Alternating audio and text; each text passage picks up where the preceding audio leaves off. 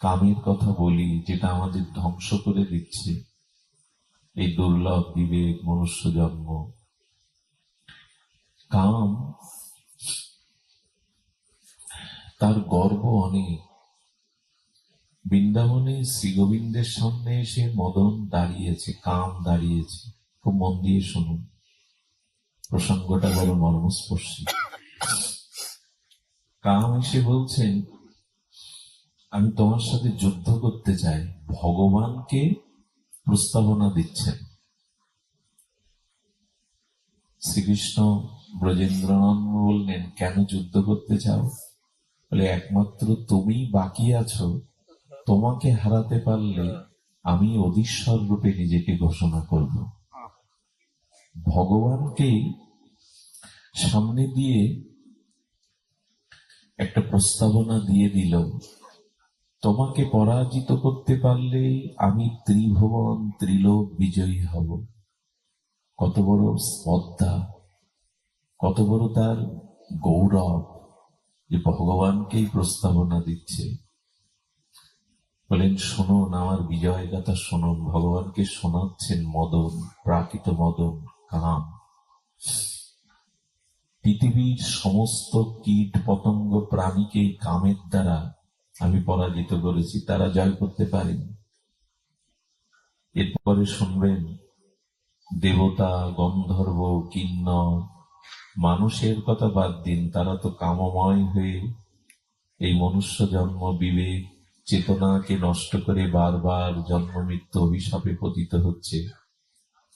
আপনি শুনবেন, আমি চন্দ্র, ইন্দ্র, এদেরকে পরাজিত করেছি। যুগ যুগান্তর যোগী ঋষি মুনিদের আমি পরাস্ত করেছি। এমনকি আমার পিতা, আমার জন্মদাতা থেকেও আমি পরাজিত করেছি। কামের জন্ম সৃষ্টিকর্তা ব্রহ্মা, তো ব্রহ্মারই পুত্র এরা, ব্রহ্মাই সৃষ্টি করেছে, কিন্তু আমি ব্রহ্মা আমার পিতাকেও পরাস্ত করে দিয়েছি। এবার এর মহিমাটা দেখুন, বীরত্বটা দেখুন। গোবিন্দকে বর্ণনা করছেন, ভাগবতের কথা এটি। আমি আমার পিতাকেও পরাস্ত করেছি। সৌভরী মুনির কথা মনে আছে আপনাদের? বৃন্দাবনে কালীয় হ্রদে 10,000 বছর যমুনার তলে ভজন করছেন। 10,000 বছর যমুনার তলে। উপরে দৃশ্য দেখলে কাম আসতে পারে, ইন্দ্রিয়ের চপলতা, চঞ্চলতা আসতে পারে, ভোগের দিকে দৃষ্টি দিতে পারে। তাই জলস্তম্ভন বিদ্যার দ্বারা, অনুশীলন যৌগিক ক্রিয়ার দ্বারা 10,000 বছর সমাধিস্থ সৌভরী মুনি বৃন্দাবনের যমুনার তলে। 10 বছর পর সমাধি ভেঙে চোখ যখন উন্মিলন করলেন, দুটো মাছের রমণ ক্রিয়া দেখে তার ভিতরে কাম জেগে গেল। কাম কৃষ্ণকে বলছেন, আমার বীরত্ব শোনো। এরপরে সে মানধাতার 50টা মেয়ে বিয়ে করলো, 500 সন্তান উৎপাদন করলো। কিন্তু পুরানো ভজনের মহিমার বিবেক জেগে গেল। আবার ছেড়ে ভজনে এসেছিল বটে, তবে বহু সময় সে নষ্ট করলো, পরাস্ত হলো। ভগবান, সৌভরীর মতো মুনিকেও আমি পরাস্ত করেছি, আমার পিতা ব্রহ্মাকেও আমি পরাস্ত করেছি। আরো শুনবেন, আমি ভগবান শঙ্করকে কামের দ্বারা পরাভূত করতে পারিনি বটে, কিন্তু ক্রোধ এনে দিয়েছে। আর ক্রোধ আসাটাই তো তার সমাধি ভঙ্গ হলো। ভগবান শিবকে আমি ক্রোধ এনে দিতে পেরেছি, তার সমাধি ভঙ্গ করতে পেরেছি। কিন্তু মনে মনে বনের কোণে, জলের তলে, অলক্ষ্যে ব্রহ্মা, অন্যান্য লোকে, ঋষিমণিদের আমি পরাস্ত করেছি। কিন্তু মাঠের যুদ্ধ তোমার সাথে আমার, এসো। যুদ্ধটা মাঠে হলে, প্রাঙ্গণে হলে বীরত্ব বোঝা যাবে। এই কাম গোবিন্দের সামনে প্রস্তাবনা দিচ্ছে, তাহলে আমাদের সামনে কিভাবে আসে? আমাদের এর হাত থেকে রক্ষার আমাদের উপায় কি? এদের কাছে অনন্ত জীবন পরাজিত হব, মনুষ্য জন্মটা শেষ করে দেব। আমাদের নির্ভয় বা অভয় কখন আসে? ভগবান বললেন সত্য সংশুদ্ধি।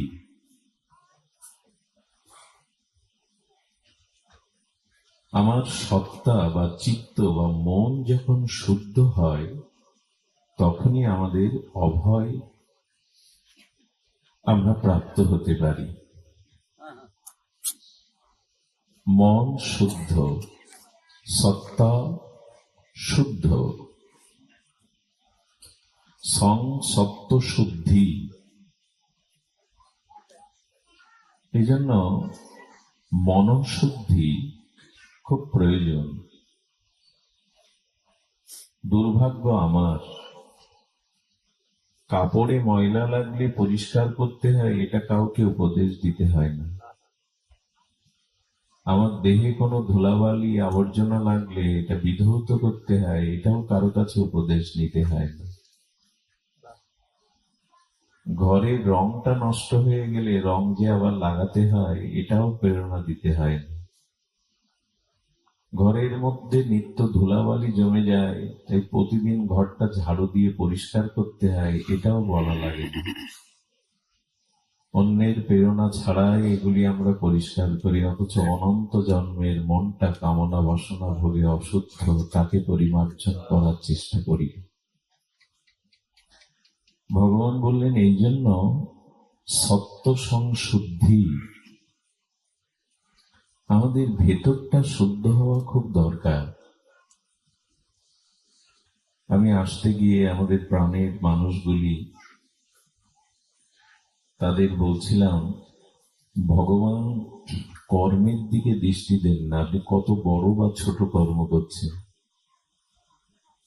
আপনি যা যজ্ঞ, পূজা অর্চন, ধূপ ধীপ, ছোট বড় কি কর্ম করছেন, ওই বাচ্চাগুলিকে সরান ওখান থেকে। আপনারা কি কর্ম করছি এটি ভগবান দৃষ্টি দেন না। ভগবানের দৃষ্টি অন্যখানে।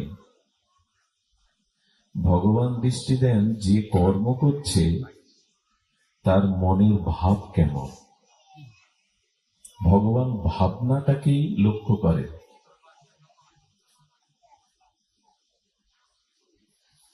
ভাবগ্রাহী জনার্দন কিনা, আপনি কোন ভাবেই কর্মটি করছেন, আপনার ভেতরের সত্তার ভাব কেমন, এটি ভগবান লক্ষ্য করে। আপনার ছোট বড় কর্মের দিকে বা আয়োজনের দিকে, যাগযজ্ঞের দিকে, এদিকে দৃষ্টি দেন না। ভাবই গ্রহণ করেন ভগবান। তাই আমাদের মনের শুদ্ধতা যতদিন না আসছে, ততদিন আমরা নির্ভয় হতে পারবো না।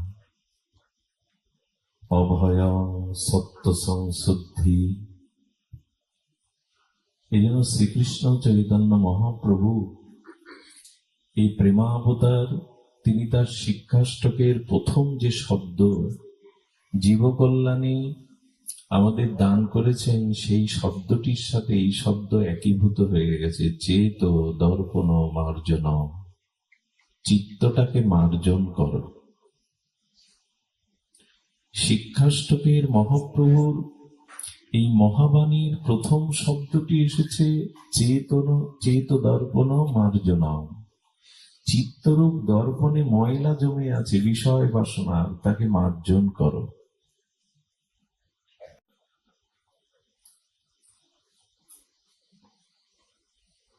ভগবান মনে যদি ভোগ বাসনা অসৎ বৃত্তি থাকে, তার পরিণতি ভগবান জানিয়েছেন, কিন্তু আমরা সতর্ক হইনি। আমাদের মনে এত ব্যথা কেন জানেন? তাও বৃথা ব্যথা। আমাদের মনের ব্যথাগুলো হলো বৃথা ব্যথা। সার্থক ব্যথা আমাদের জাগে না মনে। বৃথা ব্যথা আর সার্থক ব্যথা কেমন? আরো সহজ করে যদি ঠাকুর মশাইয়ের ভাবে বলি, আন ব্যথা আর সার্থক ব্যথা। আমার টাকা হলো না, আমার সংসার মনের মতো হলো না, আমার স্ত্রী পুত্র আমার মনোমতো হয়নি, যা চেয়েছি তা পাইনি, এটা ব্যথা, ব্যর্থ ব্যথা। মনুষ্য জন্ম পেয়ে রাধারানীর ভজন হলো না, এটাই হলো প্রকৃত ব্যথা, এটাই হলো ব্যথা, সার্থক ব্যথা। ভজন হলো না, মহাপ্রভুর চরণকে অনুরাগে ভালোবাসতে পারলাম না, এমন সুযোগ পেয়ে বিবেক পেয়েও নিজের উদ্ধার করতে পারলাম না। এই ব্যথা প্রকৃত ব্যথা। আমরা যে ব্যথায় জড়ো, সে ব্যথা দেহ স্ত্রী পুত্র না পাওয়ার জন্য। সংসারে মনের মতো কিছু পাইনি, এ ব্যথায় আপনাকে আরো দুর্বল করে দেবে, ধ্বংস করে দেবে। কিন্তু হে রাধে, তোমার চরণ ভজন হলো না, এ ব্যথা আপনাকে অনেক উপরে তুলে দেবে। এজন্য ব্যর্থ ব্যথা নিয়েই সংসারে আছি আমরা। মহাপ্রভু এই জন্য চিত্তশুদ্ধির জন্য বলেছে, দেখো দুটো একটি কাটা বিদীর্ণ হলে এত জড়ো হয় শরীর, ব্যথা জড়ো হয়। অনন্ত কামনা বাসনা মনে যদি বিদ্ধ থাকে, তার হৃদয়ে কত ব্যথা। একটি কণ্টক কাটার ব্যথায় জড়ো হয়ে যায় শরীর। তাহলে অন্তরে যাদের কামনা বাসনার অসংখ্য জন্ম জন্মান্তরের বাসনার কাটা বিদ্ধ হয়েছে, তারা কত যন্ত্রণা পাচ্ছে। পাখিটা তো বৃক্ষের শাখায় বসে গাইছিল, কিন্তু তীরন্দাজ শিকারী পাখির বুকে তীর বিদ্ধ করে দিল। তীর বিধা পাখি আর গাইবে না গান, আর গান গায় না, ছটফট করতে থাকে। আমাদের মনে ওরকম কামনা বাসনা তীর বিধে আছে, চিত্তটা শুদ্ধ না। ভগবান সতর্ক করে বলেছেন এই গীতাতে, যে হি সংস্পর্শ যা ভোগা দুঃখ জনয় এবতে আদ্যন্তবন্ত কন্তেয় নতেশ রামতে বোধা। কি মার্মিক শ্লোক। আচ্ছা, ভগবান বললেন যেহি সংস্পর্শ যা ভোগা, সংস্পর্শজনিত প্রপঞ্চ ভোগের দ্বারা তোমার জীবনে দুঃখ আসবে, পতন আসবে, ধ্বংস আসবে ভোগের দ্বারা। কোন ভোগ? সংস্পর্শজনিত ভোগ। একটি মজার কথা বলি, অন্তরে লিখে নিন, আমিও যেন যা বলছি তা ভাবনায় চরিত্রে নিতে পারি, এইটুকু শুভদৃষ্টি দিবেন। আচ্ছা, 5 তলা 10 তলায় উঠতে গেলে লিফটে, সিঁড়িতে, অসুস্থ হলে হুইল চেয়ারে, বৃদ্ধ হলে লাঠি দিয়ে অন্যের সহযোগিতায় উঠতে হয় কিনা? উঠতে হয় কিনা? এত আয়োজন। যদি বলে 10 তলা থেকে আমি পড়ে যাব জানলা দিয়ে,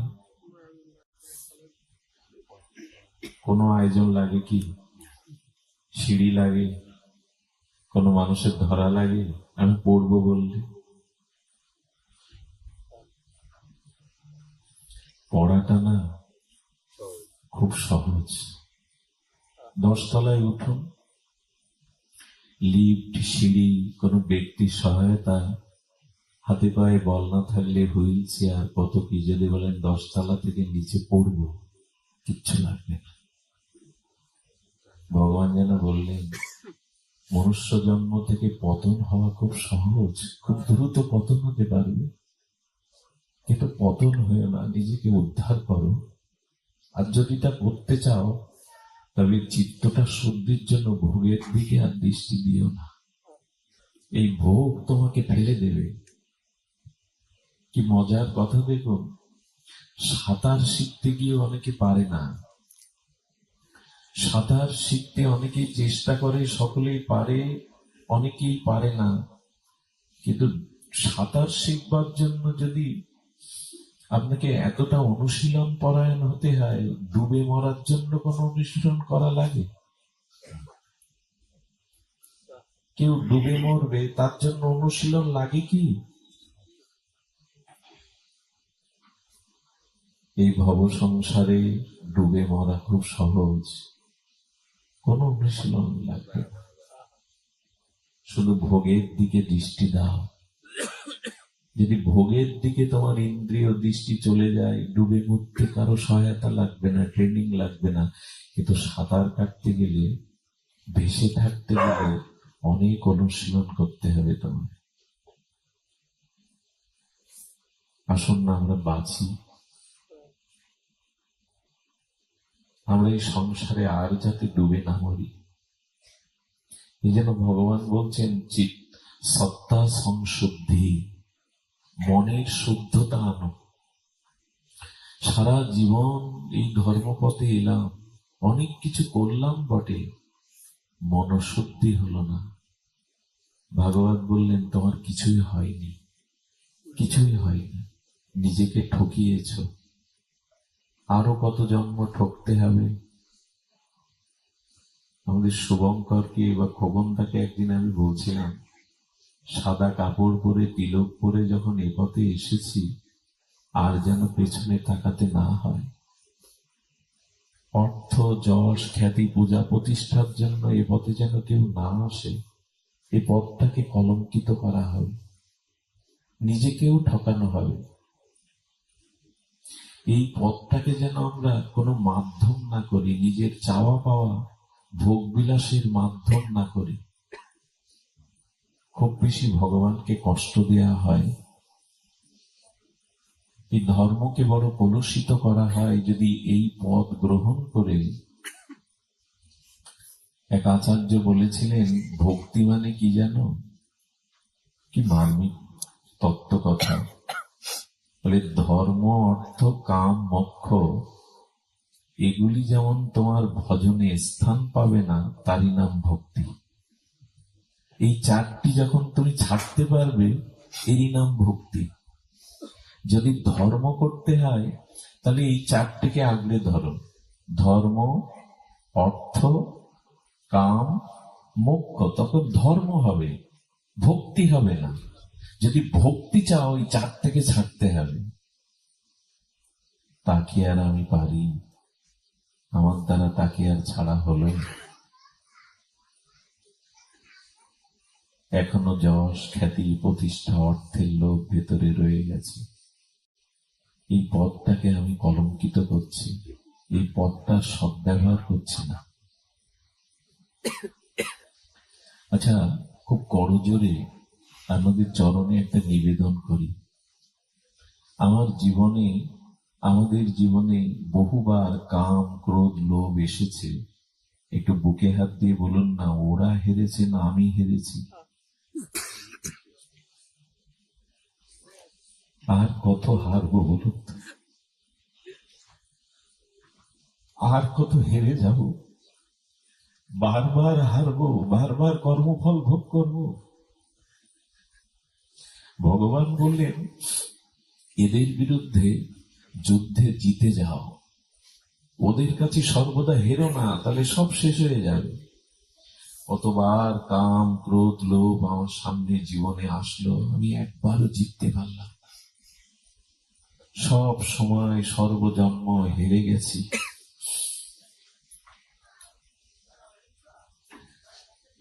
এই জন্য এই ভাগবত কেন জানেন? সাধু সঙ্গের এই আয়োজন কেন জানেন? এই কাম, ক্রোধ, লোভ এই জীবনে আমাদের সাথেই আছে, যেন বারবার ওদের কাছে হেরে না যায়, দু একবার জিতে যায়। এই জন্য ভাগবত, এই জন্য সাধু সঙ্গ। ওদের কাছে যেন বারবার না হারি। পরাজয়টা মঙ্গলের না, হেরে যাওয়াটা মঙ্গলের না। মাঝে মাঝে নিজের কাছে প্রশ্ন করি, আর কত হারবি, আর কত পরাজয় বরণ করবি? এই যে কাম, ক্রোধ, লোভ বারবার জিতে যায়, বারবার আমি হেরে যাই। এই সাধু সঙ্গ, শ্রীগুরু চরণাশ্রয়, হরিনাম আশ্রয়, ভাগবত আশ্রয় কেন জানেন? এরা আমাকে বল দেয়, বিবেক দেয়। সেই বল আর বিবেকের দ্বারা যেন আমি ওদের হারাতে পারি, ওদের কাছে জয়ী হতে পারি।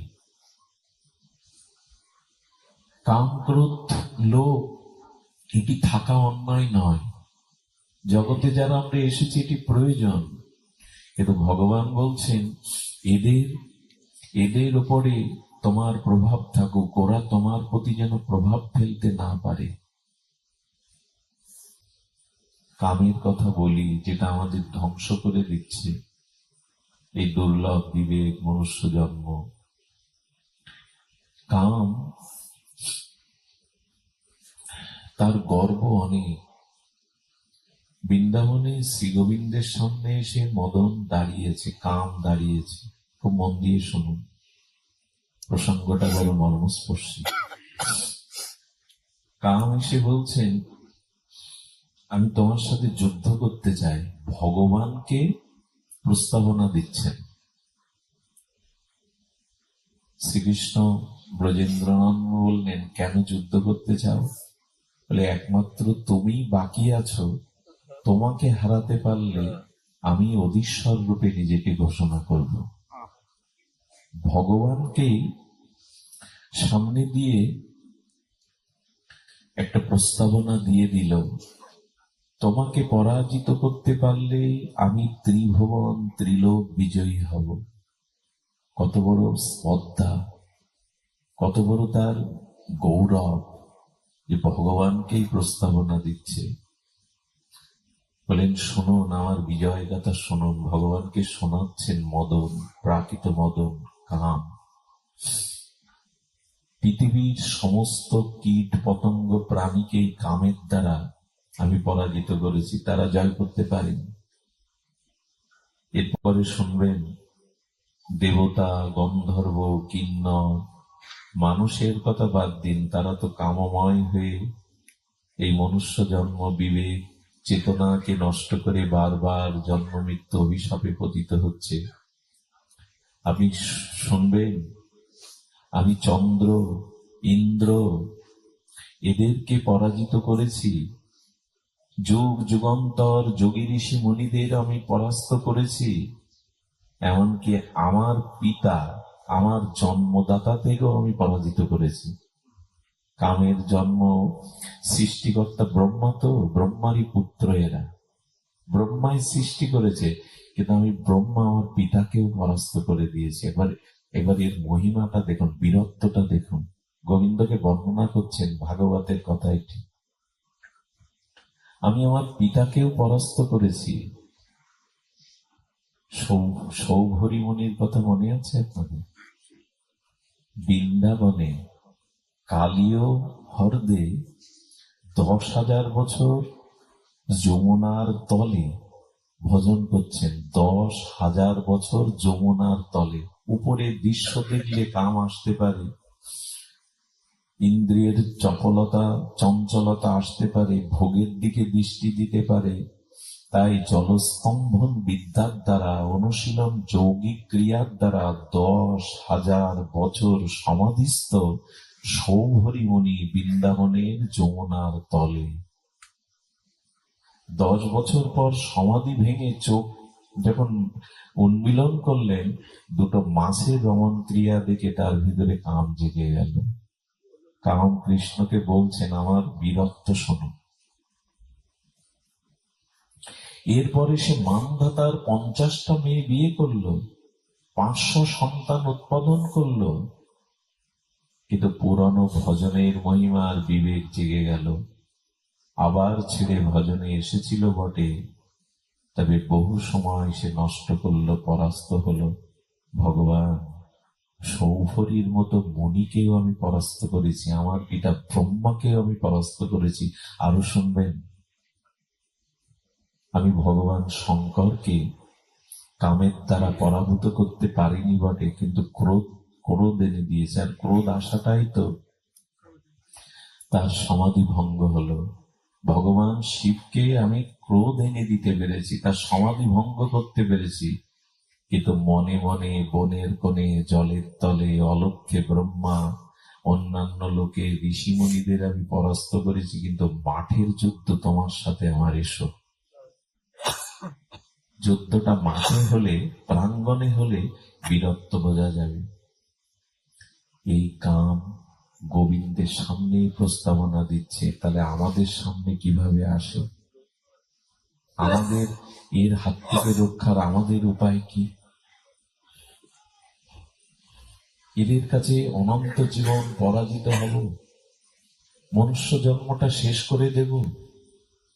কিন্তু ওর মধ্যে যদি শান্তি পাওয়া যেত, কামের মধ্যে যদি আনন্দ বা শান্তি থাকতো, না হয় সেই লোভে এগোতাম। কিন্তু পতঙ্গগুলো আগুনের রূপে ঝাঁপ দিয়ে তো পুড়ে মরে, শান্তি পাওয়ার আশায় যায় কিন্তু পুড়ে মরে। কামের দ্বারা আজ পর্যন্ত কেউ শান্তি পায়নি, তো ভোগের দ্বারা কারো শান্তি তো আসেনি।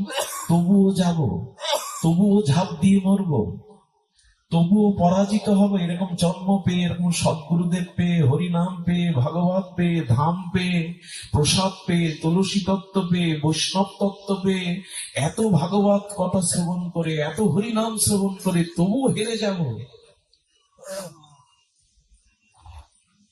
কৃষ্ণ বললেন, তবে এসো, আমি তোমায় আহ্বান করছি, ফাঁকা মাঠে আসবে।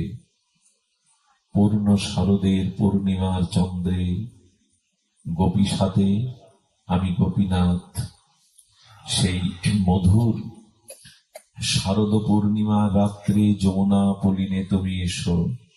তবে আমিও তোমায় তর্জনী উসিয়ে বলছি, মদন, আমাকে না, আমার সাথে ব্রজসুন্দরী গোপীদের মনেও যদি তুমি কামের ভাবনা উদয় করতে পারো, আমি তোমার কাছে পরাজিত। পারবে না তুমি, আমাকে নয়, ব্রজসুন্দরী গোপীর মনে তিল পরিমাণ কাম যদি তুমি উদয় করতে পারো, আমি তোমার কাছে স্যারেন্ডার করব। কিন্তু জানি তুমি পারবে না। এ কথাটা কেন বললেন? একমাত্র ভগবানের চরণকে নিষ্কপটে যারা আশ্রয় করেছে, তারাই কেবল এই কাম জয় করতে পারে, আর কেউ না। বলেন, আমাকে না, ওই সুন্দরী ততি ব্রজ সুন্দরীদের মনেও তুমি কাম জাগানোর সামর্থ্য রাখো না। শ্রীকৃষ্ণের না, ব্রজ গোপিকাদের চিত্তেও কাম দেহ বাসনা ছিল।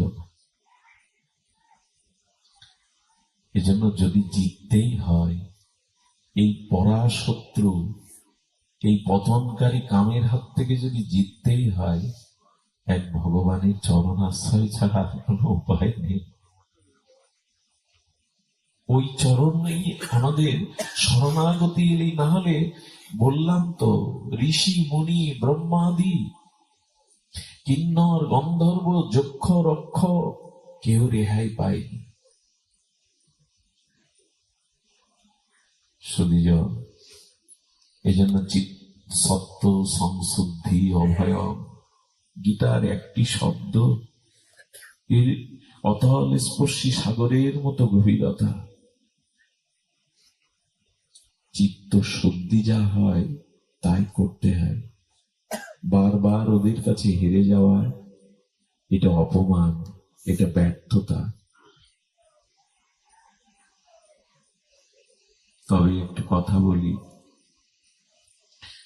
আমাদের যুগল উপাসনায় ওখানে কাম নেই কেন জানেন? খুব মার্মিক কথা, হৃদয় দিয়ে শুনছেন বিদায় এ কথা চিত্তে আসছে। আমাদের যুগল উপাসনার মধ্যে, রাধা মাধবের মধ্যে, প্রিয়া প্রীতমের মধ্যে, ব্রজ সুন্দরী গোপীদের সাথে গোপীনাথের মধ্যে কামের সম্বন্ধ নেই কেন জানেন? ওখানে পুরুষ বা প্রকৃতি তত্ত্ব নাই। যেখানে নারী এবং পুরুষ, প্রকৃতি এবং পুরুষ, এই ভেদ থাকে, এখানে এই দুর্বার অভিশাপ কাম এসে উপস্থিত হয়। একটু যদি নিচে নেমে স্থূল অর্থে আমরা ব্যাখ্যা করি, এখানে মায়েদের পাশে মায়েরা বসেছে, আর বাবাদের পাশে বাবারা বসেছে। এই যে পুরুষের পথে পুরুষ বসেছে, এই সজাতীয় বোধে তাদের মধ্যে কোনো প্রতিক্রিয়া হচ্ছে না। কিন্তু যখনই নারী এবং পুরুষ এই ভেদ করে বসবেন, কোনো না কোনো বিকার মনে এসে যেতেও পারে। তার মানে যুগল মানে রাধা মাধব বা গোপীনাথের মধ্যে পুরুষ প্রকৃতি ভাব নেই। বলে দেখছি যে একজন নারী একজন পুরুষ দেখা যাচ্ছে, তো বলে দেখা গেলে কি হবে? ওখানে প্রেম আছে, কাম নেই কেন? যেন ওখানে নারী পুরুষ তত্ত্ব নাই তো। রাধা কৃষ্ণ এক আত্মা, দুই দেহ ধরি। শব্দগুলো দেখুন, আত্মা এক, দেহ দুটি, কেউ পুরুষ না কেউ নারীও না। কিন্তু নারী শরীর যে দেখছি রাধারানীর কবিদের, বলে দেখছি তা মানলো কি করে? বলে দেখছো কিন্তু তত্ত্বে তো তা নয়। নারী পুরুষ থাকলে সেখানে কামের অভিশাপ আসবেই, কিন্তু দুইজন প্রকৃতি হলে, দুইজন পুরুষ হলে, ওরা দৃষ্টান্ত দিয়েছেন দুর্বার কামের অভিশাপ নেই, কারণ সৃষ্টিরও আগে কাম সৃষ্টি হয়েছে, সৃষ্টির পরে, সৃষ্টির বহু পূর্বে একই শক্তি, একই আত্মা। যেমন মটর দানা, ছোলা বা মটর দানা, এই যে চানা ছোলা, এটা জলে ভিজিয়ে রাখুন। জলে ভিজালে ওই জলের পরশে কিছুটা স্ফীত হয়, তারপরে একটা সাদা অঙ্কুর বেরোয়, ওই অঙ্কুরের থেকে দুটো দল বেরোয়, কোনোটা ছোট বড় না। আচ্ছা, ওই দল দুটোকে জিজ্ঞেস করুন তো, কে নারী আর কে পুরুষ? একই তো। আচ্ছা, ওই দল, ওই যে সাদা অঙ্কুর আবার ওর ভিতরে ঢুকিয়ে দিলে আস্তরণ, অর্থাৎ ওর উপরে, ছোলার উপরে যে খোসা, ওইটা আবরণ দেওয়ার পরে কি দেখা যায়? দুটো দল দেখা যায়। আমি যা বলতে চাইছি তা একটু ভেতরের কথা। যখন ওই অঙ্কুরটা আবার ভেতরে দিয়ে দিলেন, অঙ্কুর থেকে যে দল ওটাও আর ভেতরে দিয়ে দিলেন, আর ওই ছোলাটা আস্তরণ অর্থাৎ খোসা দিয়ে আবার ঢেকে দিলেন, দুটো দল দেখা যায়? বাইরে থেকে মনে হয় না একটা, ওর মধ্যে কিন্তু দুটো দল আছে, ওর মধ্যে দুটো পার্ট আছে, কিন্তু আস্তরণ দেওয়া থাকলে কি দেখা যায়? একটাই। তেমনি আমাদের ব্রজের ভজনটা হল মানে পুরুষ প্রকৃতি। এই জন্য বৃন্দাবনে কোন পুরুষের প্রবেশ অধিকার। আমাদের এই মঞ্জরি ভাব কেন জানেন? ওখানে পুরুষ দেহে পৌঁছানো, কারণ দেহে পৌঁছালেই তো কাম এসে হাজির হবে। এই জন্য আমাদের অভিমান। বলে নারী মূর্তি কেন তাহলে? বলে নারী ছাড়া সেবা হয় না। যুগলের সেবা করতে গেলে নারীত্ব অভিমান লাগে, নারীত্বই সেবিত্ব, ওটা জোর করে পারা যাবে না। মা বোনরা ঘরে দুদিন না থাকলে সে ঘর নরক হয়ে যাবে, অগোছলা হয়ে যাবে। সেবাটা ওরাই বোঝে। এই জন্য যুগলের সেবা করতে গেলে আমাদের পুরুষ অভিমান নিয়ে ব্রজে যাওয়া যাবে না। সেখানে একমাত্র পুরুষ, অনাদিরাদি সর্বকারণের কারণ গোবিন্দ, আর আমরা সব প্রকৃতি। যদি প্রকৃতি হয়, ওখানে কাম পৌঁছাবে কি করে?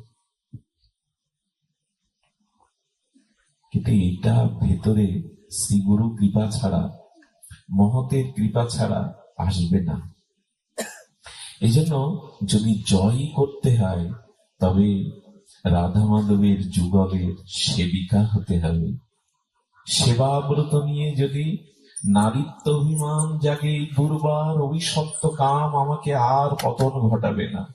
এই জন্য বারবার কাম, ক্রোধ, লোভ বারবার আমাকে পরাজয় করতে, আমাকে আহ্বান করে, আমাকে পরাজিত করে। কিন্তু সেই দিনই আমরা এদেরকে পরাজয় করতে পারবো, যেদিন গুরু কৃপায় নিষ্কপটে আমার চিত্ত শুদ্ধি ভগবানের ভজন আসবে। কেমন জানেন? লক্ষ্যহীরা পারেনি। ব্রহ্মাকে পরাস্ত করেছিল কাম, কিন্তু সেই ব্রহ্মা যখন হরিদাস ঠাকুর হয়ে এসে নাম আশ্রয় করে মহাপ্রভু চরণাশ্রয় করলেন, তখন লক্ষ্যহীরা বলল, আমি হেরে গেলাম ঠাকুর। আমি আমার রূপ যৌবনের ডালি সাজিয়ে এসেছিলাম 3 রাত্রে, কিন্তু হেরে গেলাম আমি। হরিদাস ঠাকুর হারালো, তার নাম, তার কৃপায়, গুরুদেবের মহিমায় আমরা কবে হারাবো এদের?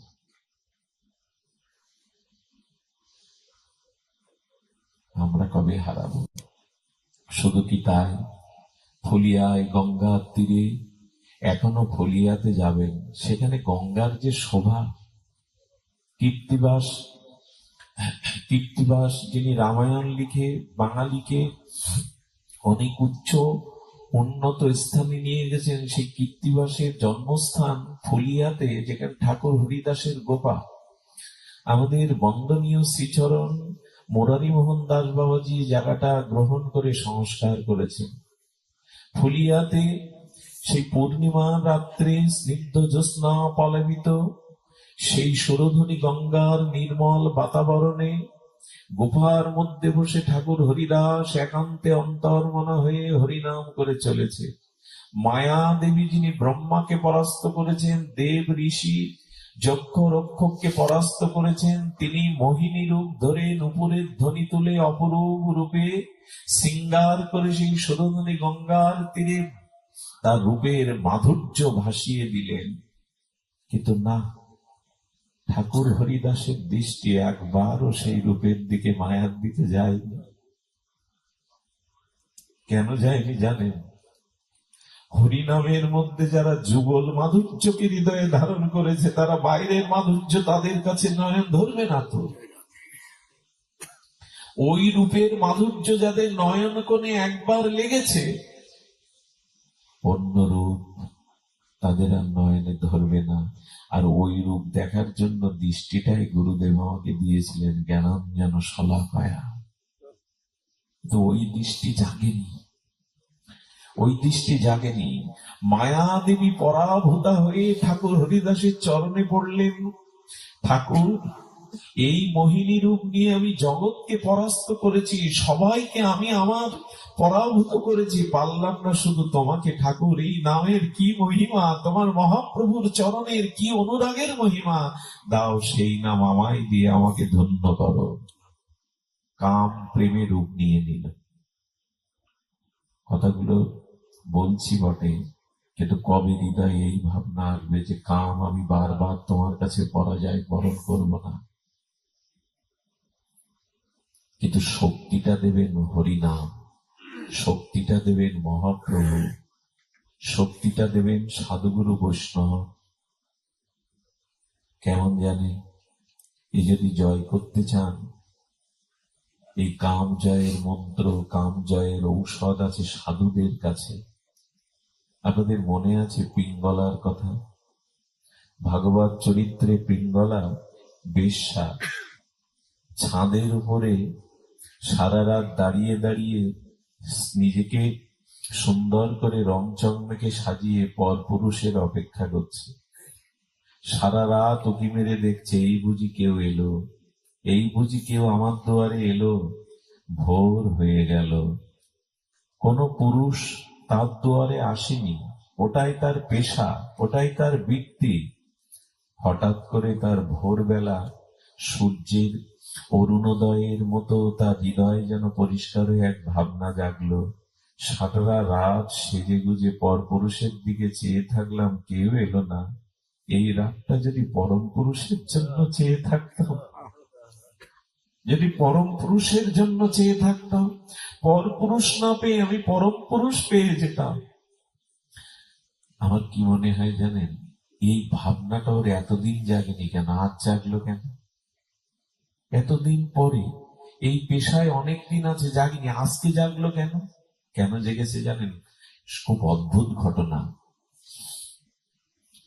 এর আগের দিন, মানে রাতটা চলে গেছে, ওই দিন সন্ধ্যায় এক মহাত্মা ওই পথ দিয়ে যেতে গিয়ে ক্লান্ত হয়ে গেছিলেন। আর পতিতার দোতলার নিচের তালার ফুলের বাগান করা ছিল। আর তো অর্থের অভাব নেই, দাস দাসে দিয়ে ফুলের বাগানটা পরিষ্কার করে রেখেছিল। সাধুর এই মহাত্মার মনে হলো, এইখানে রাতটা কাটিয়ে একটু যদি ভগবানের ভজন করতে পারতাম। ফুলের বাগানের মধ্যে সারা রাত গোবিন্দের চরণ চিন্তা হরিনাম করেছে। আর ওর সত্তার, ওর চিত্তের ওই নাম মহিমা বাতাসে পিঙ্গলা হৃদয়ে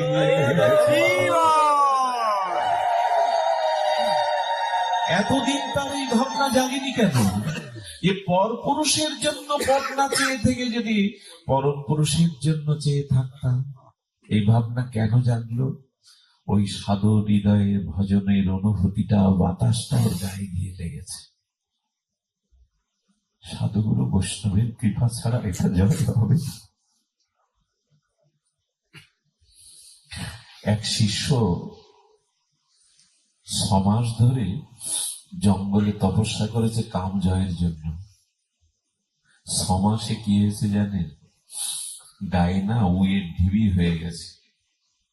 ওই সমস্ত মাটি টাটি লেগে ওই ঢিবি হয়ে গেছে, হাড়গুলো আছে কেবল। হাড়গুলোর মধ্যে সত্তা বলছি কি কাম জয় সাধনার দ্বারা হয়। গুরুদেবের চরণে গিয়ে প্রণত হয়ে বলছেন, গুরুদেব, হরিনাম এবং সাধনের দ্বারা আমি কাম জয় করেছি। নারদেরও মুখ পড়িয়ে দিয়েছিল এই কামনা। কার মুখ? নারদের। বিবাহের ইচ্ছা হয়েছিল মোহিনীকে দেখে। গোবিন্দ বলেছিলেন, তোমার মতো ভক্ত যদি আর তোমার মতো দেবর্ষিপাদ যদি ভক্তি বিতরণ না করে সংসারে আবিষ্ট থাকে, তো ভক্তি ধর্ম, নাম ধর্ম, প্রেম ধর্ম কে প্রচার করবে? তাই কামের চিন্তা জাগাতে ভগবান বাঁচানোর জন্য তাকে হনুমানের, পোড়া হনুমানের মুখ দিয়ে দিয়েছিলেন লোকের কাছে অপমানিত হতে। ভগবানই যদি চান তবে এর হাত থেকে রক্ষা।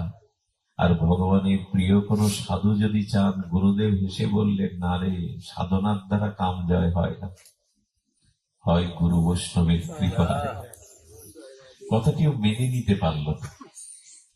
আমি তো সমাজ সাধন করে অনুভূতি এনেছি যে কাম জয় সাধনার দ্বারা হয়, আমার ভিতরে কাম নাই। গুরুদেবের কথাটা ঠিক ঠিক মেনে নিতে পারলেন না।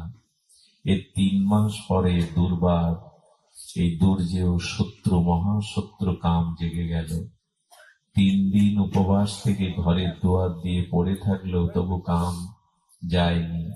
এই দুর্বার কামনা বাসনা নিয়ে পতিতালয়ে চলে গেল। পতিতার হাতে জলের, স্বচ্ছ জলের গ্লাস দেখে পতিতার মুখের দিকে তাকিয়েছে। কামদৃষ্টি দিয়ে তাকাবার সাথে সাথে পতিতার মুখপানে চেয়ে দেখছে পতিতা নয়, শ্রী গুরুদেব দাঁড়িয়ে আছে। গুরুদেবের বদন দেখছে দুই চোখে, এখানে গুরুদেবই দাঁড়িয়ে আছে। লুটিয়ে পড়ে গেলেন, ওইখানেই পড়ে গেলেন মূর্ছিত হয়ে। চেতনা ফিরলে শ্রী গুরু চরণকে জড়িয়ে ধরে বললেন, আপনার কৃপা ছাড়া কাম জয় হবে না।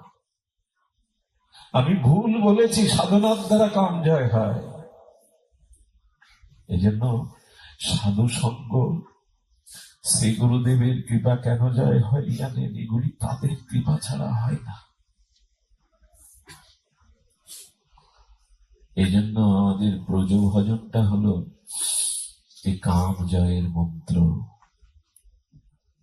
ক্রোধ বা লোভ এইভাবে জয় হয় যদি সাধুগুরুর কৃপায় কাম কৃষ্ণ আরাধনে যায়, লোভ সাধু সঙ্গ হরিকথায় যায়, আর ক্রোধ যদি ভক্ত বিদ্বেষী জনের উপরে প্রয়োগ হয়, তবে এদের হাত থেকে আমরা জয়ী হতে পারবো। কাম কৃষ্ণ আরাধনে, ক্রোধ ভক্ত দেশী জনে, লোভ সাধু সঙ্গ হরিকথায়। লোভ যদি সাধু সঙ্গ হরিকথাতে হয়, নিষ্কপট শ্রদ্ধা যদি সাধুগুরু চরণে হয়, তবে এর হাত থেকে আমরা নিষ্কৃতি পেতে পারি। আমি বলেছিলাম, উঠতে সহযোগিতা লাগে, 10 তলা থেকে পড়ে যেতে কারো সহযোগিতা লাগবে না, পড়ে গেলেই শেষ। সাঁতার শিখতে গিয়ে অনেকেই শিখতে পারি না, সাঁতার শেখা অনেকের ভাগ্যে হয় না। কিন্তু ডুবে মরার জন্য কোনো কিছু অনুশীলন, শিক্ষা লাগে না। ডুবে মরার জন্য কোনো অনুশীলন, কোনো বিদ্যা অর্জন করা লাগে না, ডুবে মরা যায়। তেমনি এই কাম কামনা বাসনায় আর কবে পরাজিত হবে? বারবার এইভাবে ডুববো, বারবার এইভাবে মরবো, বারবার এইভাবে পরাজিত হব। হ্যাঁ, এই জন্য সাধু সঙ্গ, এই জন্য হরিনাম, এই জন্য ভাগবত, যার দ্বারা আমরা নিজেকে জয় করতে পারি। অভয়ং সত্য সংশুদ্ধি, এই জন্য চিত্ত শুদ্ধির বড় প্রয়োজন। সেটি যদি করতে চাও, বাহ্যিক এই আড়ম্বর ত্যাগ করে যথাযথ সরল হৃদয়ে, নিষ্কপট হৃদয়ে সাধুগুরু বৈষ্ণবের চরণ আশ্রয় করো, শুদ্ধ ভক্তের অনুরাগের কৃপা যাচনা করো। আর নিজেকে দেখুন, একটা জিনিস খুব বলতেই হয়, আমরা ভজন রক্ষা করতে পারি না, কিন্তু ভজন রক্ষার জন্য যে কবচ দরকার সেটা আমাদের দিয়ে দিয়েছেন গুরুদেব। গুরু মহারাজ বলেছেন তার প্রবচনে যে দেখুন, প্রত্যেকটি ইন্দ্রিয় তার প্রতিকূল শত্রু হতে রক্ষার জন্য তার আত্মরক্ষার অবস্থা ওই ইন্দ্রিয়ের মধ্যে ভগবান দিয়ে দিয়েছে। খুব মার্মিক কথা। দৃষ্টান্তে গুরু মহারাজ বলেছেন যে চোখ ধূলিকণা বা কোনো আবর্জনা ঝড়ে বা এমনিতেই ওপর থেকে এসে আমার চোখে পড়ে যাতে না পড়ে, এই জন্য চোখ আত্মরক্ষার জন্য, প্রতিকূল বস্তু থেকে আত্মরক্ষার জন্য চোখের মধ্যেই শক্তিটা দেওয়া আছে। চোখ পলক পড়ে যায়, ধুলা আসছে, বাতাস আসছে, চোখে কিছু পড়বে, বুদ্ধিপূর্বক ফেলা লাগে না, চোখে পলক পড়ে না, ওইটা আসতে দেয় না। কারণ ওই প্রতিকূল বস্তু থেকে রক্ষার জন্য চোখের মধ্যেই ওই শক্তিটা দেওয়া আছে যে চোখটা পলক। আচ্ছা, অসাবধানে ঝড়ে এসে যদি বালু পড়েও তবু চোখের মধ্যে শক্তি দেওয়া আছে ওটাকে দূর করার, জল ঝরে যায়।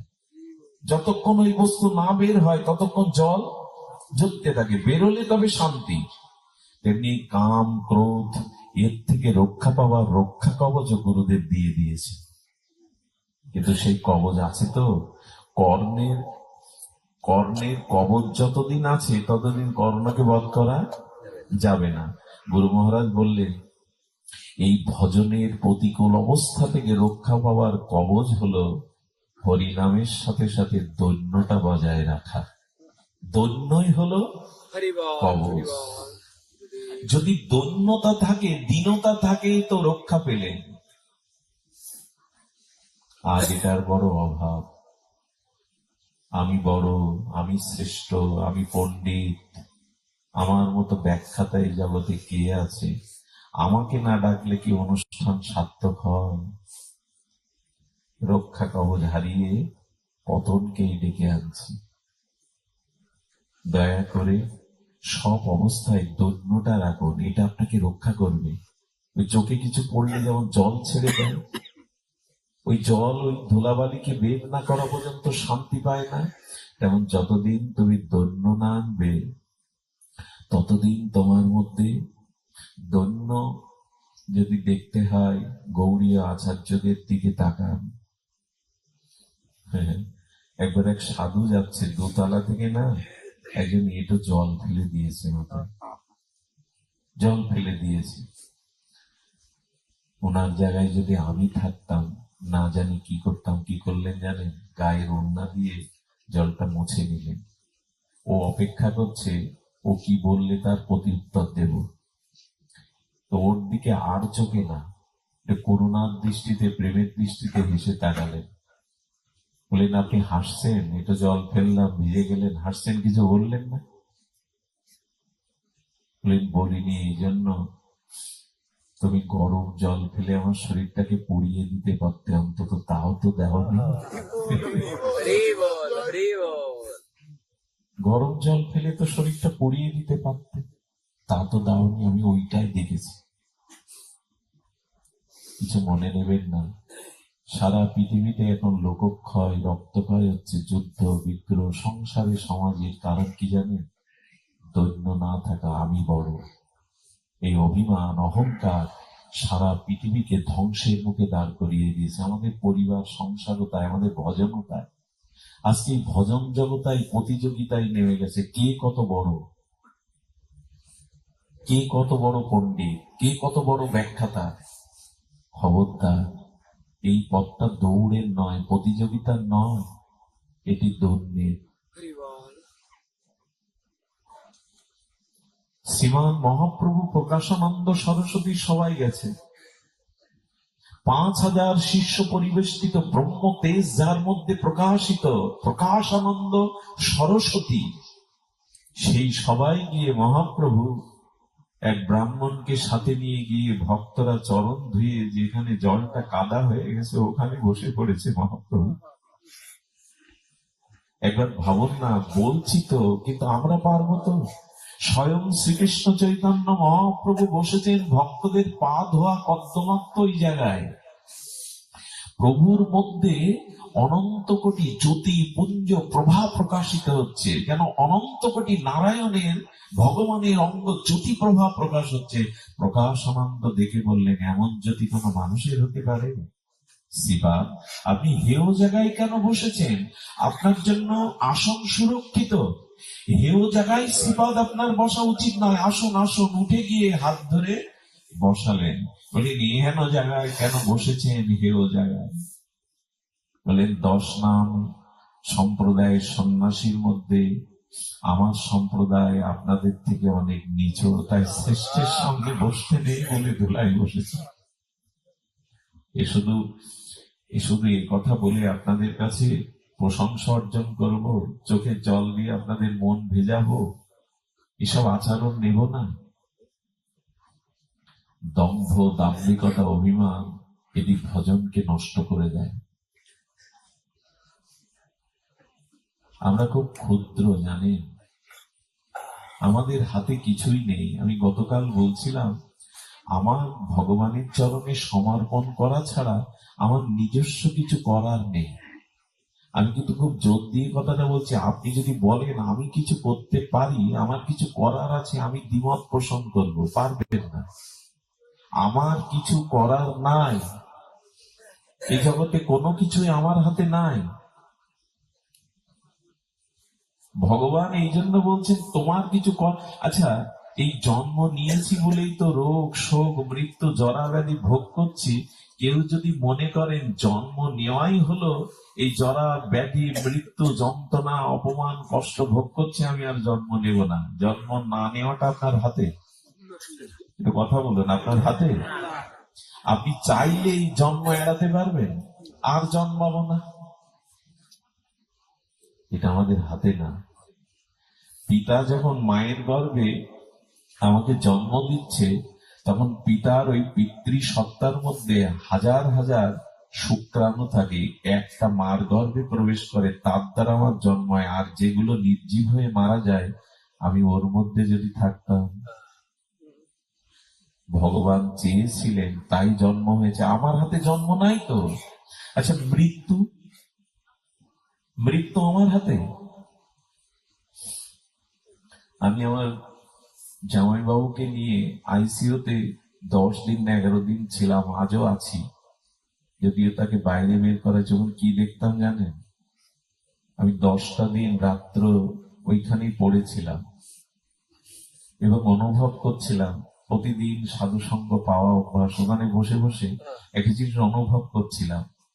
একটা নদীতে ছোটবেলায় দেখেছি, নৌকায় পাল তুলে আর কাগজের ফুল তৈরি করে মাইক বাজিয়ে যন্ত্র সঙ্গীতের দ্বারা নববধূকে নিয়ে বরবধূ নৌকায় ভেসে চলেছে। ঠিক তার সামনে দেখতাম ভেলায় করে একটা লাশও ভেসে যাচ্ছে। এই হলো সংসার। দেখতাম কোন সধবা রমণী স্বামী হারিয়ে বিধবা হয়ে নদীর ঘাটে শাঁখা সিঁদুর ভাঙতে মুছতে গেছে।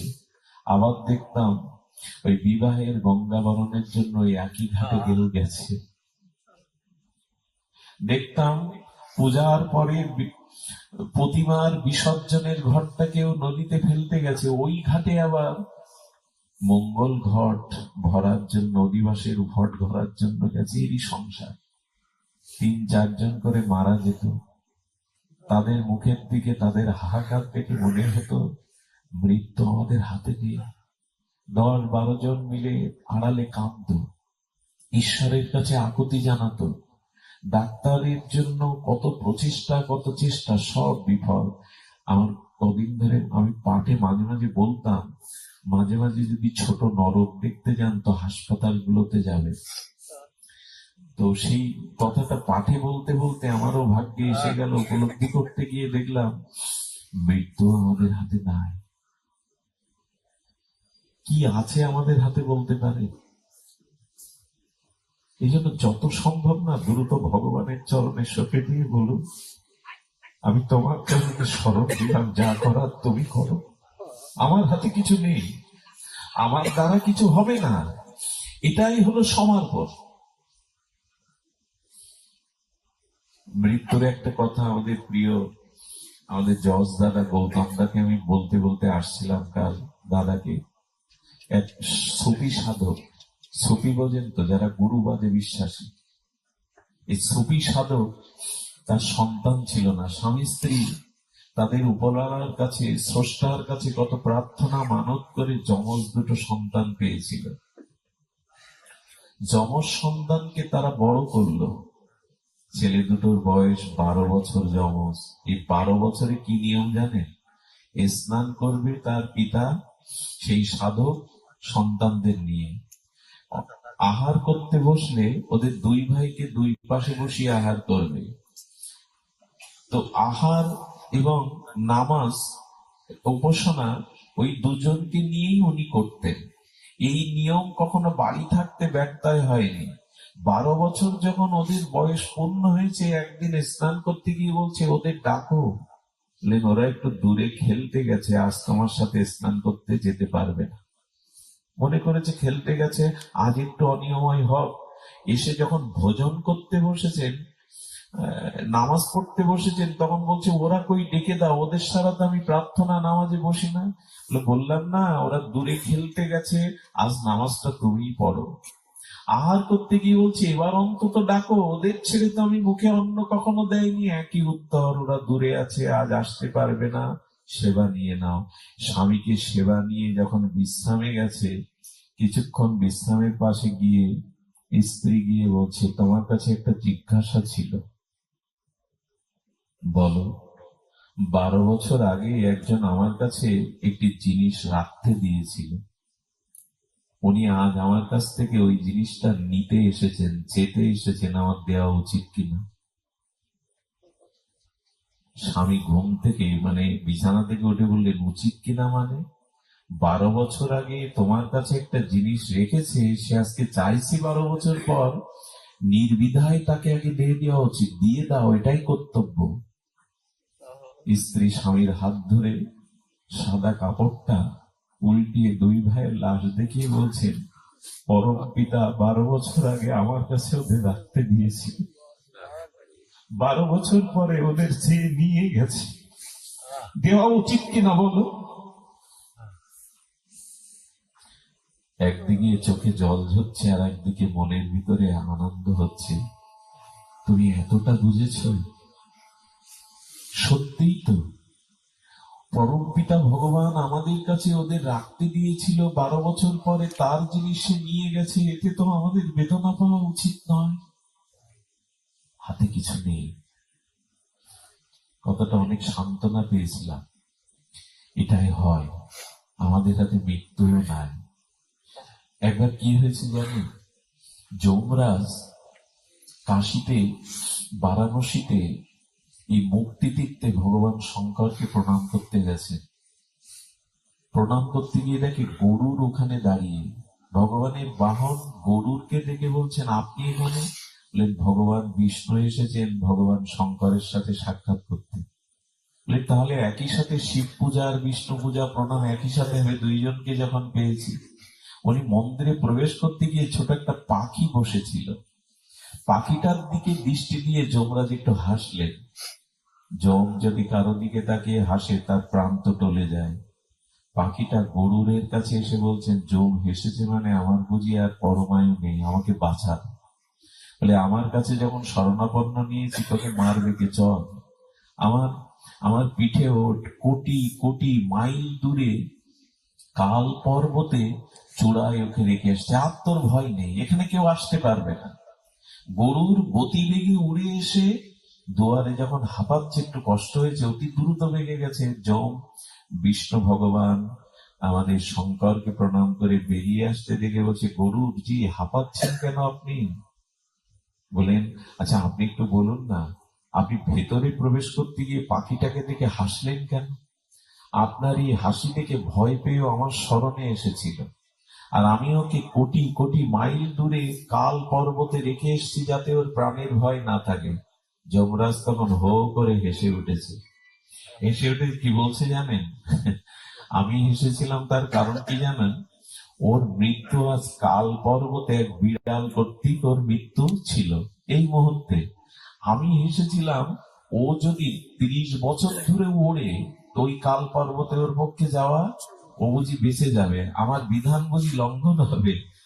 এখন দেখছি তুমি ওকে কালের সামনে দিয়ে এসছো, এতক্ষণ ওকে আক্রান্ত করেছে বনবিড়াল। আমাদের হাতে নেই তো, আমাদের হাতে কিছু না।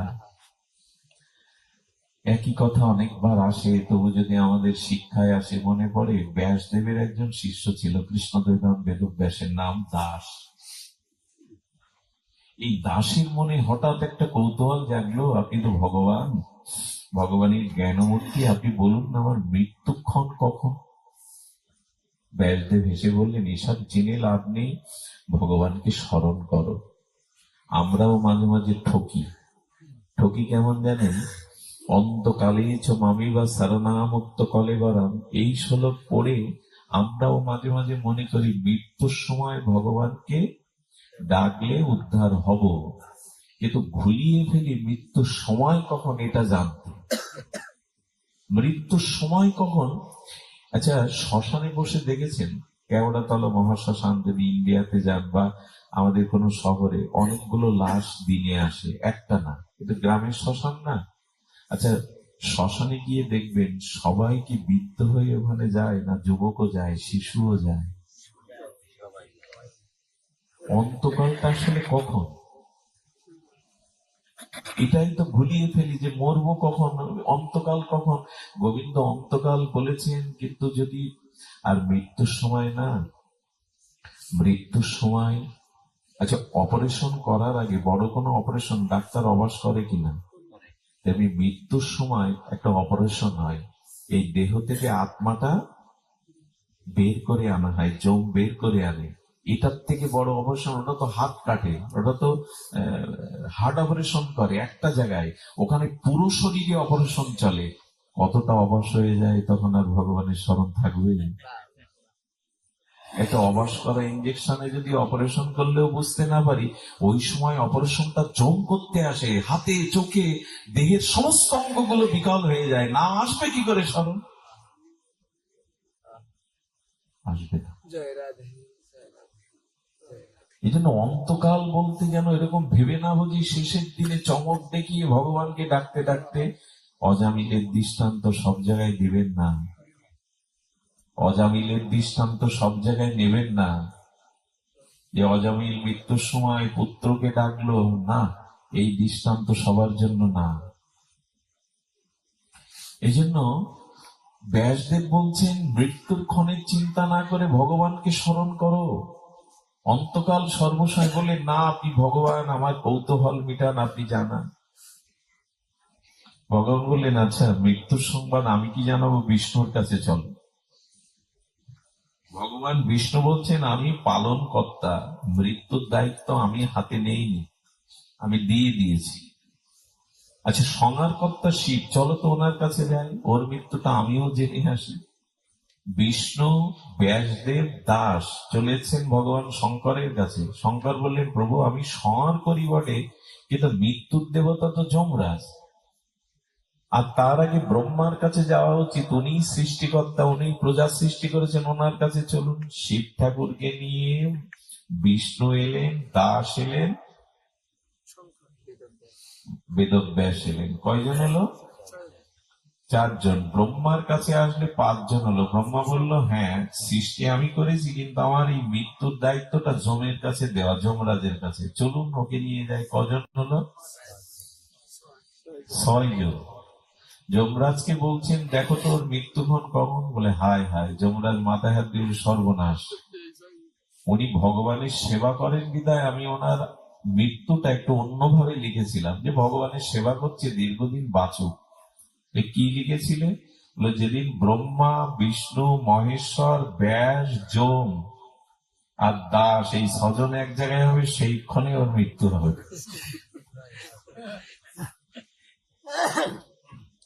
আমাদের হাতে নেই, কিচ্ছু নেই হাতে। এই জন্য আসুন, এত বাহাদুরি, এত দম্ভ, এত অভিমান না রেখে ভগবানকে বলি, আমাকে তোমার চরণে নিয়ে নাও। আমাদের অবস্থা কেমন জানি? কাল সকালে দেখবেন এই দৃশ্যটা, কোনো গাছের নিচে শুকনো পাতা পড়ে থাকে, থাকে কিনা? শুকনো পাতাকে বলুন তো, তুমি তোমার ইচ্ছায় পূর্ব দিকে পশ্চিম দিকে যাও, যাবে বাবা?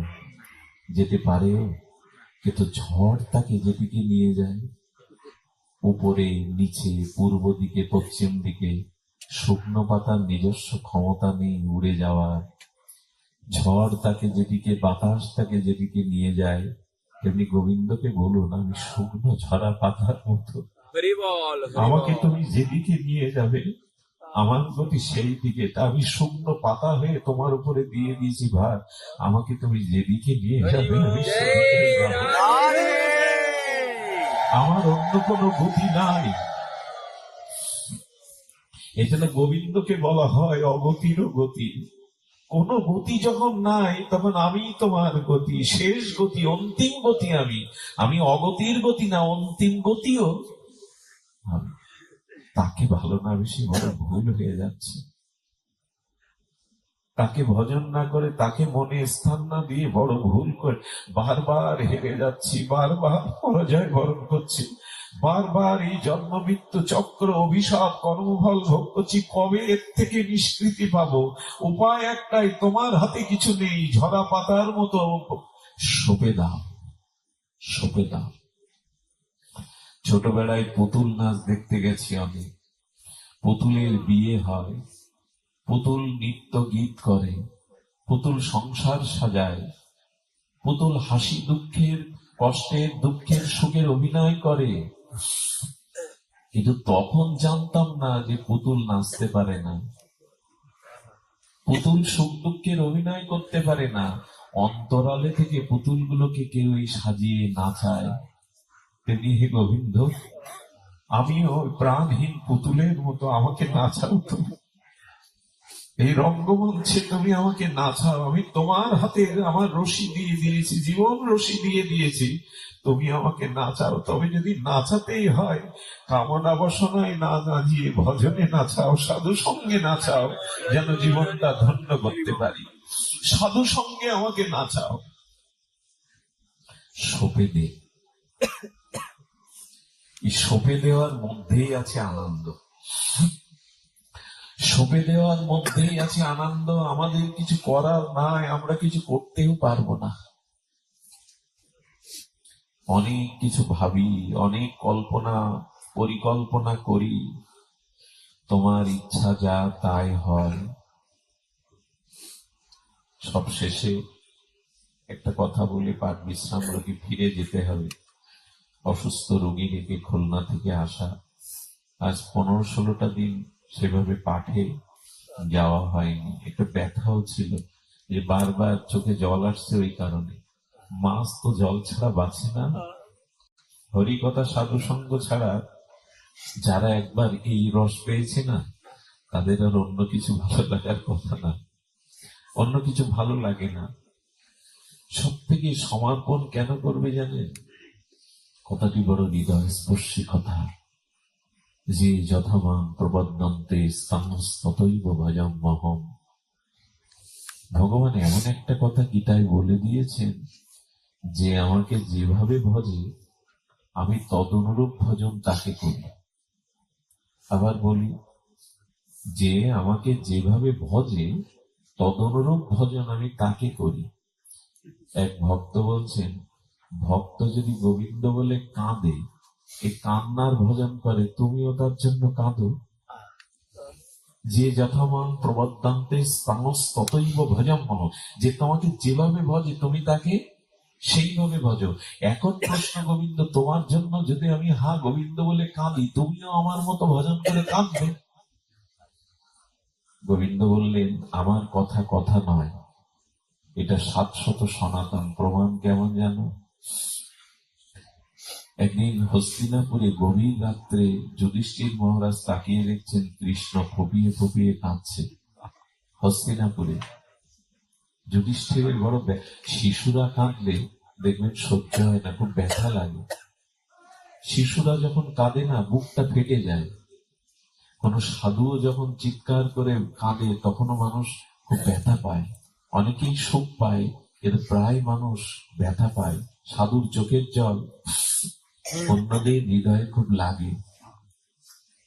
কিছু কিছু জিনিস আছে দেখেন, মুরারি মোহন দাস বাবাজি যখন নিতাই বলে কাঁদতেন, পুরো পরিবেশটাকে উনি অশ্রু সজল করে দিতেন, থমকে দাঁড়াতো। ওনাদের এক বিন্দু চোখের জলের মূল্য অনেক। তো যুধিষ্ঠির মহারাজ গিয়ে বললেন, কেন কাঁদছেন? এই মধ্যরাত্রে ফুপিয়ে ফুপিয়ে আপনার চোখে জল মানায়? জনার্দন, বাসুদেব ভগবান, আপনার চোখে জল মানায়, আপনি কার জন্য কাঁদছেন? বললেন, সরসজ্জায় শুয়ে বিশ্বদেব গোবিন্দ গোবিন্দ বলে কাঁদছে। ওনার কান্নার বিপরীতে গোবিন্দ এখানে বসে কাঁদছে। পৃথিবীতে এমন কেউ পাবেন? আপনার অলক থেকেও আপনার জন্য কাঁদছেন, আর আপনিও তার জন্য একই সময় কাঁদছেন। গোবিন্দ বললেন, যে যেভাবে ভজে আমি তাকে সেইভাবে ভজি। বিশ্ব সরসজ্জার উপরে শুয়ে ওই যন্ত্রণার মধ্যেও প্রতীক্ষা করছে, গোবিন্দ কবে তোমাকে দর্শন করব, একবার দেখা দাও, আমার সম্মুখে এসো। বিশ্বের সেই কান্নার বিপরীত ভজনে গোবিন্দও কাঁদছে। রুক্মিণী, সত্যভামা, জাম্বুবতী দ্বারকায় গোবিন্দের পালঙ্কতে যখন সকালে পালঙ্কটা গোছাতে যেতেন, দেখতেন বালিশটা ভিজে গেছে, বিছানাটা গোবিন্দের চোখের জলে ভিজে গেছে। মাঝে মাঝে রুক্মিণী সত্যভামা দেখতো, গোপী গোপী বলে, রাধা রাধা বলে গোবিন্দকে বের উদ্ধবের হস্তটি হাতের মধ্যে নিয়ে গোবিন্দ বললেন, আমি পারি না। গোপীরা যখন আমায় স্মরণ করে ক্রন্দন করে, তখনই গোবিন্দ ওই রুদ্ধ দুয়ারে স্বর্ণ পালঙ্কের মধ্যে বালিশ ভিজিয়ে তিনিও কাঁদেন। উদ্ধব মহারাজ মাঝে মাঝে দেখত গোবিন্দ দ্বারকার চিলেকুটায় উঠে বৃন্দাবনের দিকে তাকিয়ে কাঁদতেন, আড়ালে কাঁদতেন, চোখের জলটা মুছে ফেলতেন। প্রিয় উদ্ধব অন্তরঙ্গ কিনা তার কাছে লুকাতে পারতেন না। ভগবানের জন্য যে কাঁদে, ভগবান ওই ভজন বিপরীতে তার জন্য কাঁদে। এবং দরদিকে ভজন না করে আমরা বড় ভুল করছি। সংসারে একজনের চোখের জল অন্যের আনন্দেরও কারণ হয়। ভালো হয়েছে, হওয়া উচিত ছিল। কিন্তু কেউ যদি গোবিন্দ বলে কাঁদে, তার জন্য গোবিন্দ ততটি। আরো মহাপ্রভু কি বলেছিলেন জানেন? বৃন্দাবনে বা প্রিয় ভক্তদের কাছে আমি যিনি, তারা আমার জন্য ক্রন্দন করেছে, সেই ক্রন্দন পরিশোধের জন্য আমি গৌর হয়ে রাধা রাধা বলে ভক্ত ভাব অঙ্গীকার করে কেঁদে ওই ঋণ শোধ করব। এই জন্য গোবিন্দের জন্য বিরহ ব্যথা অশ্রুসল যদি জাগে, তবে জানবেন বিপরীতে ভগবানও আপনার জন্য কাঁদছেন। এমন প্রেমময়কে, এমন দরদিকে জীবনে ভালো না বেশে, হৃদয়ে স্থান না দিয়ে, তার চরণে নিজেকে সমর্পণ না করে আর যেন পুনরায় মহৎ বিনষ্টি ভুল না করি, এইটুকু নিবেদন রেখে আপনাদের মঙ্গল কামনা করে আজ এখানেই পাঠ বিশ্রাম করছি।